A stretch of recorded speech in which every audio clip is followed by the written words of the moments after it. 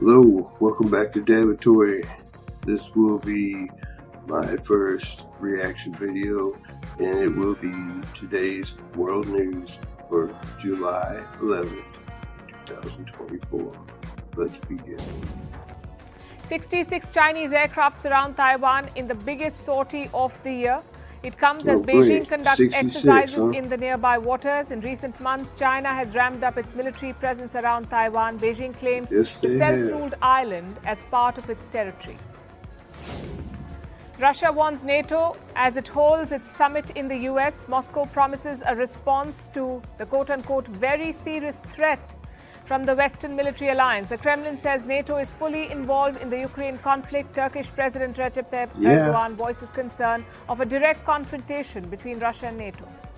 He was just there. Pakistan's army targets Baloch activists protesting against forced disappearances. The police lobbed tear gas shells at protesters in Quetta, injuring several people. The protests have been going on since last month. The Pakistani army has been accused of forced disappearances and custodial torture. Kenyan President William Ruto fires almost his entire cabinet. This comes after widespread anti-government protests. Ruto says he took the decision after listening to the public. The president now plans to form a quote-unquote broad-based government.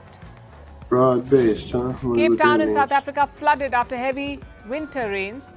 Many roads, including major highways, are waterlogged. Several houses lose their roofs due to the strong winds. Electricity outages also reported across Cape Town. That ain't a big deal.